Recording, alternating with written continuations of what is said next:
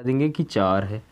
वेदों की संख्या बता देंगे आप 4 है। ठीक है, किस तरह से ध्यान रखेंगे, देखो वेद, ठीक है, देखो यहाँ पर ये क्या है, 4 की तरह लग रहा है। देखो इस तरह से अगर हम 4 बनाए, देखो इस तरह से, तो क्या होता है, इस तरह से होता नहीं होता है। ठीक है, तो वेद कितने होते हैं मेरे भाई, 4। ध्यान रहेगा। वेदों के संकलनकर्ता कौन है, वेद व्यास। अब वेद की बात की गई तो मेरे भाई संकलनकर्ता कौन है, वेद व्यास। संकलनकर्ता कौन है, वेद व्यास। ठीक है, ध्यान रहेगा।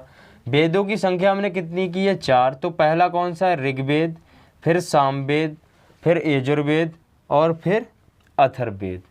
ऋग्वेद, सामवेद, अथर्ववेद। ठीक है, ध्यान रहेगा। ऋग्वेद हो गया, सामवेद हो गया, यजुर्वेद हो गया, अथर्ववेद हो गया। किस तरह से ध्यान रखो, देखो कोई ऋषि है, कोई ऋषि है, वो शाम के लिए क्या करता है, यज्ञ करता है। ठीक है, यजु से ध्यान रहेगा, यज्ञ करता है। तो यज्ञ करते हैं हुए वो क्या करता है, वो क्या करता है, वो क्या करता है, अर्थ निकालता है उसके।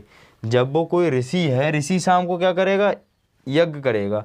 अब भाई यज्ञ से यजु हो गया, यजुर्वेद हो गया। अब वो जब यज्ञ करेगा तो क्या निकालेगा, अर्थ निकालेगा, कि अब अर्थ देख रहे हैं क्या होगा। समझ गए, क्लियर होगी। अब चल रहे हैं, देखो ऋग्वेद में क्या क्या हुआ है। ऋग्वेद की बात करूं तो देखो इसमें 10 मंडल, 1028 सूक्त हैं। डायरेक्ट क्वेश्चन पूछता है कि ऋग्वेद में कितने मंडल हैं, तो 10 मंडल हैं। ठीक है, एवं 10,462 ऋचाएँ हैं। 10,462 ऋचाएँ हैं। ध्यान रखने वाली बात है, 10,462 ऋचाएँ। वहीं दूसरे में बात करूं, वेद के पढ़ने वाले ऋचाओं को होत्र कहते हैं। जो मेरे भाई वेद के लिए पढ़ने वाले होते हैं, जो ऋग्वेद के लिए पढ़ने वाले के लिए, उसे क्या कहते हैं, होत्र कहते हैं। समझ गए, ऋग्वेद को पढ़ने वाले को क्या कहते हैं, होत्र कहते हैं। इसमें 9वें मंडल में सोम देवता का वर्णन है। इसमें 9वें मंडल में, जो मेरे भाई ऋग्वेद में 9वां मंडल है, तो उसमें जो 9वें मंडल किस देवता का वर्णन किया गया है, 9वें में कौन से, सोम देवता का। तो भाई किस तरह से ध्यान रखोगे, देखो किस तरह से ध्यान रखोगे, 900 9 मतलब 9 हो गया, 900 कर दो। ठीक है, 900, 9 तो है ही, और 100 मतलब सोम। ठीक, 900 ध्यान रहेगा। 10वें मंडल में शूद्रों का प्रयोग किया गया है। ठीक है, 10वें मंडल में क्या गया है, शूद्रों का प्रयोग किया गया है। 10वें मंडल में शूद्रों का प्रयोग किया गया है। ट्रिक नहीं बना पा रहा हूँ मैं, आराम से ध्यान रखेंगे। देखो 10 और यहाँ से देखो 10 अगर मैं हिंदी में लिखूंगा तो किस तरह से लिखूंगा, इस तरह से। ठीक है, तो यहाँ 10 हो गया, यहाँ पर शूद्र हो गया जाएगा। ठीक, इस तरह से ध्यान रख लेना। 10वें मंडल में क्या है मेरे भाई, शूद्रों का प्रयोग किया गया। देखो ठीक है, ये 10 वाला दिखा नहीं होगा, यहाँ बता दे रहा हूँ। देखो 10 में यहाँ पर देखो, यहाँ पर 10 से 10 हो गया और यहाँ पर शूद्र हो जाएगा। ठीक है, शूद्र हो जाए। वैसे शूद्र ऐसे लिखा जा रहा है, बट हम कंपेयर कर लेंगे कि यहीं पर इस तरह से लिखा हुआ है। समझ गए।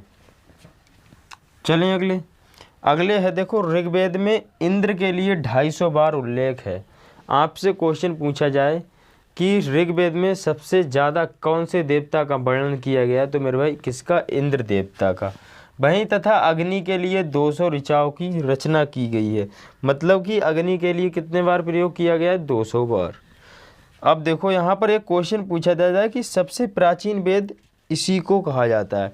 क्वेश्चन हमसे क्या पूछा जाता है कि सबसे प्राचीन वेद कौन सा है। कई बार क्वेश्चन पूछा गया है, ध्यान रखना कि सबसे प्राचीन वेद कौन सा है, तो मेरे भाई ऋग्वेद है। ठीक है, फिर चलेंगे अब यजुर्वेद की ओर। यजुर्वेद में क्या है, देखो वैदिक मंत्रों के संग्रह इसी में बताए गए हैं। यजुर्वेद में क्या है, जो वैदिक मंत्र हैं उसके संग्रह किसमें बताए गए हैं, यजुर्वेद में बताए गए हैं। यजुर्वेद के मंत्रों का उच्चारण करने वाला पुरोहित कहलाता है। वहीं मैं बात करूं तो यहाँ पर ऋग्वेद में जो इसका जो होत्र कहलाता था, जो इसका जो संग्रह करता होता है, वो क्या कहता है, उच्चारण करता क्या कहलाता है मेरे भाई, होत्र कहलाता है। और यजुर्वेद में क्या कहलाता है, पुरोहित कहलाता है। ठीक है, तो यहाँ पर अब देखो दूसरा क्या है, तीसरे, यह गद्य व पद्य दोनों में लिखा गया है। क्वेश्चन पूछा जाता है कि कौन सा ऐसा वेद है जो गद्य और पद्य भाषा में लिखा गया है, तो आप जवाब देंगे कि यजुर्वेद है ऐसा। ठीक है, फिर चलेंगे अब देखो तीसरा कौन सा, सामवेद। सामवेद कौन सा है, देखो सामवेद में क्या है, सामवेद दिया, इसमें इसके मंत्रों को गाने वाला उद्गाता कहलाता है। इसके मंत्रों को गाने वाला क्या कहलाता है, उद्गाता कहलाता है। लिखते जाना मेरे भाई, चीज़ों के लिए लिखते जाना। क्वेश्चन 100% बात बता रहा हूँ, अगर हिस्ट्री से क्वेश्चन बनने के चांस रहते हैं तो यहाँ से क्वेश्चन, अगर 4 क्वेश्चन बने तो यहाँ से एक क्वेश्चन वेद में से होता है। कई एक बात देखी होंगी आपने, तो मेरे भाई याद रखना, ठीक है। अगले चलेंगे, देखो इसे भारतीय संगीत का जनक कहते हैं। अगर आपसे पूछा जाए कौन सा वेद ऐसा है जिसे भारतीय संगीत का जनक कहा जाता है, तो आपका जवाब क्या होगा मेरे भाई? सामवेद को भारतीय संगीत का जनक कहा जाता है, ठीक है। फिर अगले है, देखो इसमें मुख्यतः यज्ञों के अवसर पर गाए जाने वाले मंत्रों का उल्लेख है। कैसे पूछा जाता है क्वेश्चन?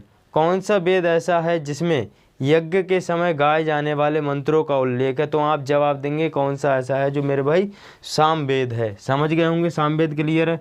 चौथे की ओर चलेंगे। चौथा क्या है? अथर्ववेद। अथर्ववेद आपने खूब सुना होगा, आपके गांव में कोई औरत टोटका कर देती होगी, कोई टोटका मार देती होगी, किसी के बच्चे को टोटका खा जाता होगा, कुछ खा जाता होगा भाई, तो आप लोग क्या कहते हो? भाई उसकी बीवी तो टोटका करती है, ये करती है, वो करती है। तो ये वही वाला वेद है, वही वाला वेद है। देखो लाइट गई है, चली बीच में, बट एडजस्ट करना, ठीक है, एडजस्ट करना।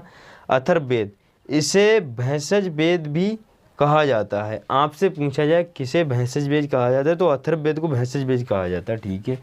फिर अगले है, इस वेद में सर्वप्रथम सती प्रथा का उल्लेख है।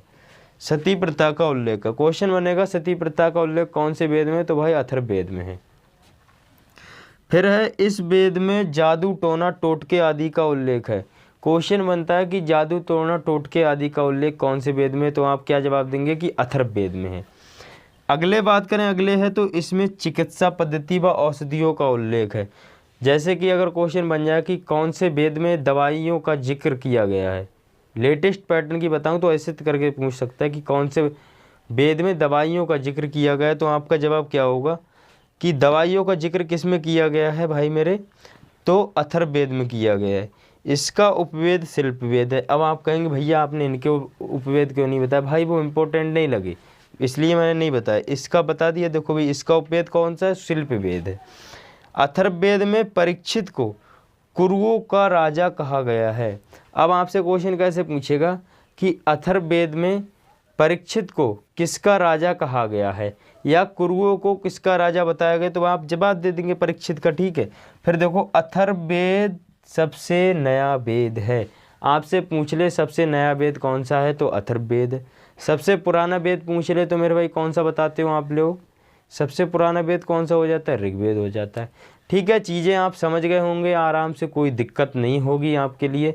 इस क्लास के लिए मेरे भाई यहीं पर रखेंगे। अगली क्लास हमारी अगले दिन होगी, तो मैंने इस क्लास का टाइम फिक्स नहीं किया। टाइम आप लोग बताओ भाई, वरना एक भाई बोल रहे हैं वो उस टाइम पर रख दूंगा मैं। 2 लोगों के कमेंट पड़े हैं, वो सेम समय बताया, तो आप लोग अगर बताएं तो भाई उस टाइम पे रख दूँ। वैसे क्लास का टाइम फिक्स नहीं किया है, बट अभी आपको 2 बजे क्लास मिलती है, ये डेली की 2 बजे क्लास मिलती है।